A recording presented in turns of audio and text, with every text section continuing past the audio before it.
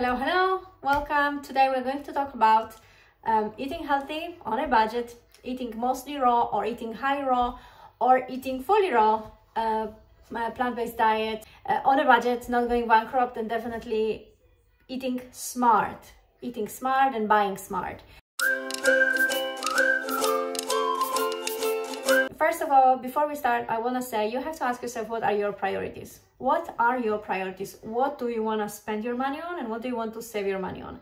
Because, for example, some people just want to buy new clothes and, winter comes and I need a new jacket and I need new shoes and jeans, whatever. And I just say, like, you can still look amazing, feel amazing with the same clothes, and that you don't have to, buy all these things. And I think investing in your health is the most important investment. And so you have to kind of understand, what do you want to waste your money on and what do you want to save your money on? Because there was a time in my life when I was such a minimalist. I still am, but it changed. And I was just not investing on anything that wasn't kind of like beneficial to me. So I was with the same clothes, the same jeans the whole summer, just shorts, one pair of jeans for the whole summer. I could not invest on anything. It wasn't interesting for me. I was not doing anything for like the beauty, now I'm doing nails every week and actually I'm stopping with it. I don't know if you see it, but like everything that is an expense, but you can cut it, especially if you have a chronic disease and you wanna improve your health. So sometimes just stopping it for a year can give you a big advantage. So just ask yourself, what are your priorities? Of course, you are worthy to buy these products for yourself, but sometimes it can be pricey and not everybody can afford that. So here are my tips for you. Tip number one is definitely connect with people that are like you. So sometimes when we start certain lifestyle or certain new habit, we have no idea how to do it. And so people are more advanced than us. If you live in Canada or Switzerland or England, wherever you are, there are people that were doing it longer than you, or maybe they have connections, or maybe they know people that can help you. So definitely connect with people on Facebook or Instagram, wherever, just communities that you can ask, okay, I'm eating this way, where can I get this produce? So these people can help you with, finding farmers markets. So that's another tip, another point. Connect with farmers, because farmers can give you produce much cheaper, because there is no disconnection of, I give you the produce, you go to the supermarket pays the electricity and rent and whatever, and then you get it. So you kind of avoid the middleman.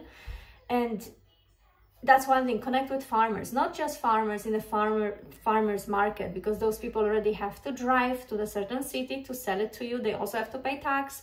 You can just connect with farmers that, for example, like I am now in the village of my parents, and the amazing thing is that everybody have garden. So, you for sure know a friend that lives in a village, or their parents or grandparents or friends, whatever, and you can just ask them, oh, you have an apple tree, can I get some apples? Can I get tomatoes? Can I come and pick them up for you? Can I do something that we can get this fresh produce? I mean, these things are...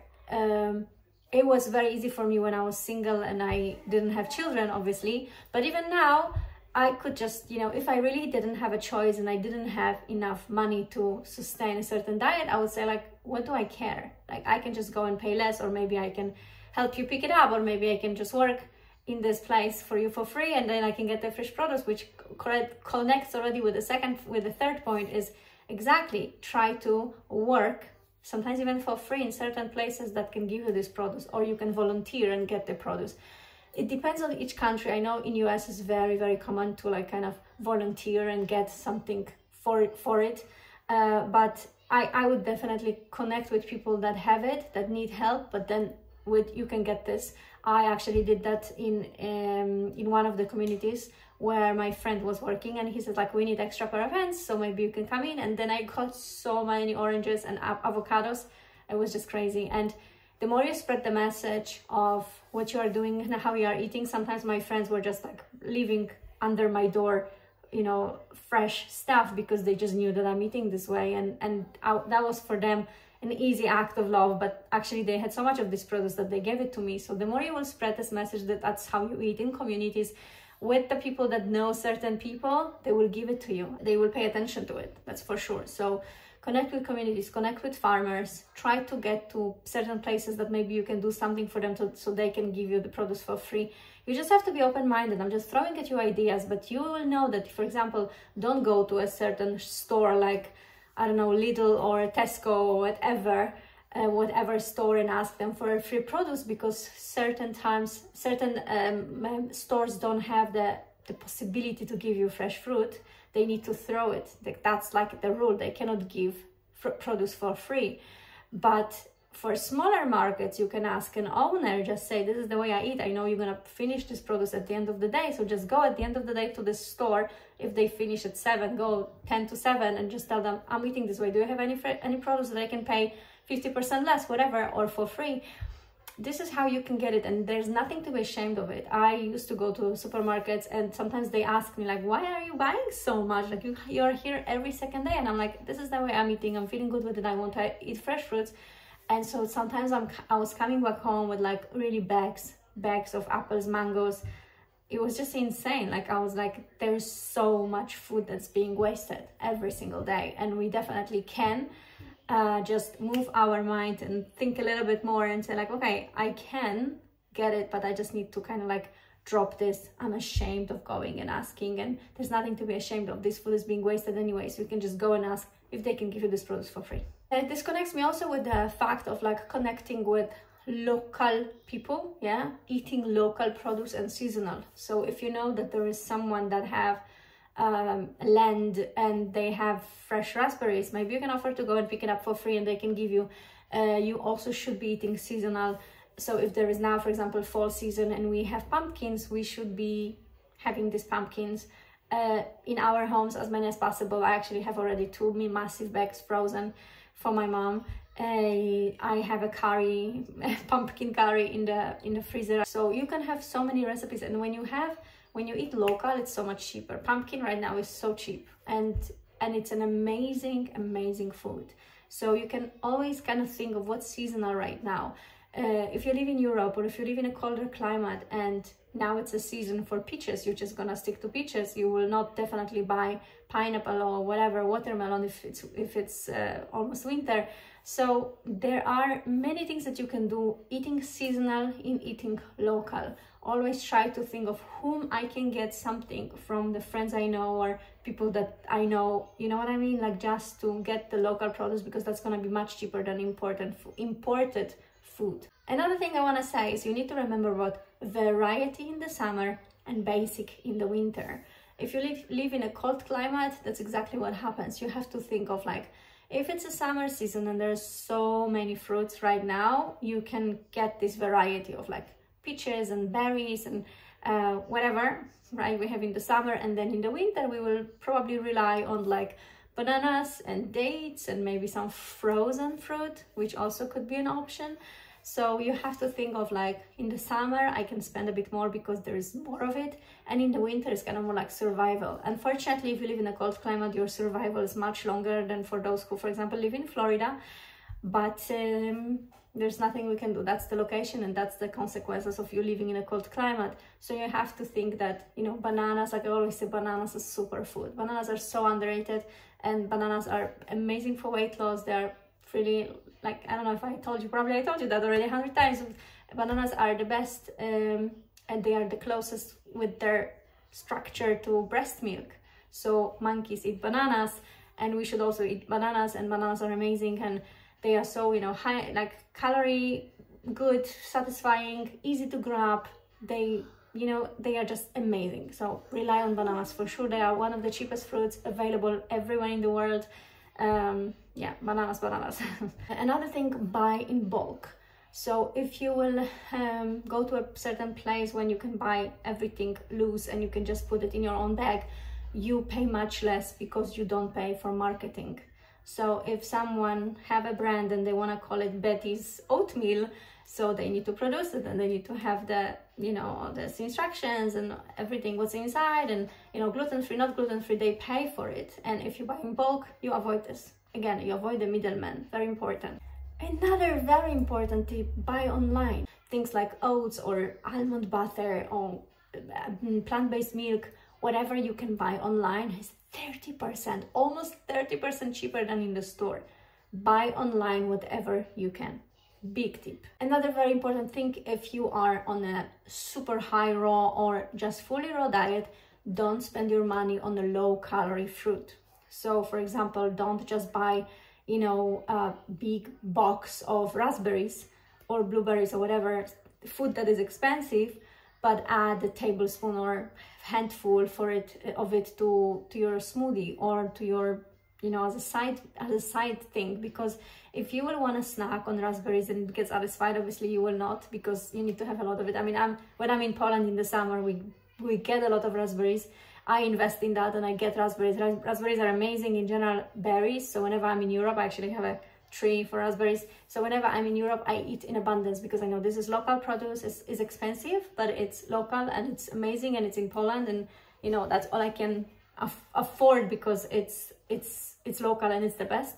So I'm not gonna buy pineapple from Costa Rica. I buy raspberries in Poland. So try to remember that if you will buy expensive produce, you will probably want to try to avoid just getting satisfied from, you know, if you have expensive kiwis and you will buy 20 kiwis, it will cost you maybe even 10 euros or whatever, and you will make a meal out of it. It's, you know what I mean? Like, you need to be smart, like you need to know what to buy. So try to buy fresh, cheap produce that you can get satisfied from it, and avoid buying so much of the, you know, low calorie produce that will just kind of like affect your wallet but will not really give you much satisfaction. Definitely don't buy ready smoothies and juices.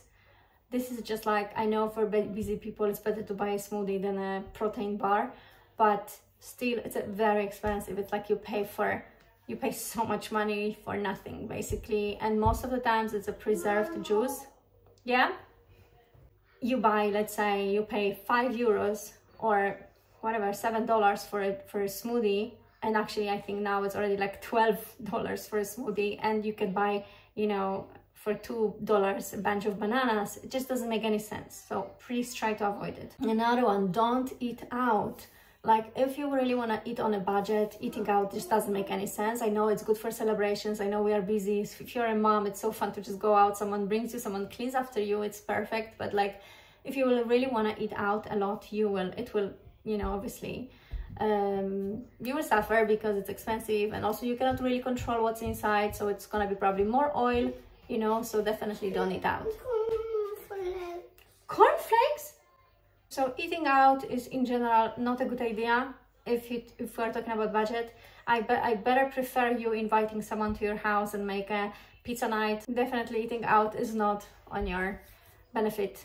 Some advices, if I can give you from me, from Betty's experience, is definitely, I always really appreciate the fact that you can have cooked food at the end of the day, because cooked food doesn't mean unhealthy unless you make it unhealthy. You can still enjoy really high raw diet. I have this one thing that I used to do, buying one amazing kind of food every week. So for example, whenever I can, I will buy like I don't know, dragon fruit, you know, once a week, and I just make some beautiful meal out of it, and I'm like, oh, it's so fun. Or I have a pineapple, or I have things that I couldn't really afford every single day, and just enjoy it and have it like, oh, I didn't eat star fruit for a long time, and then I bought it, and most of the times I was disappointed because it wasn't even healthy, it wasn't even tasty and ripe, but like it was so tempting and looking beautiful, and then I made a beautiful meal out of it, or a smoothie bowl or whatever, and it was just kind of like, it's fun, I eat something else and it's not boring for me, you know what I mean?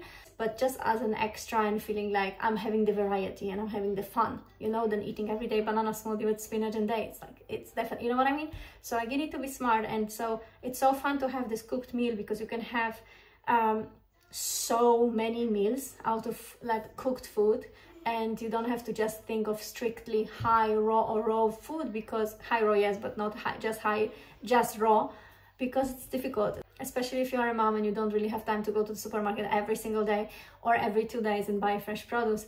I definitely think that having this cooked meal at the end of the day, or even 2 cooked meals, especially in the winter, can save us lots of time and effort and money as well. These are just some of the tips that I think are important. Definitely rely on bananas. Bananas are amazing, and it's not just when it comes to you know, budget wise, but in general, bananas are amazing produce. They are very easy to grow, so they don't need much pesticides.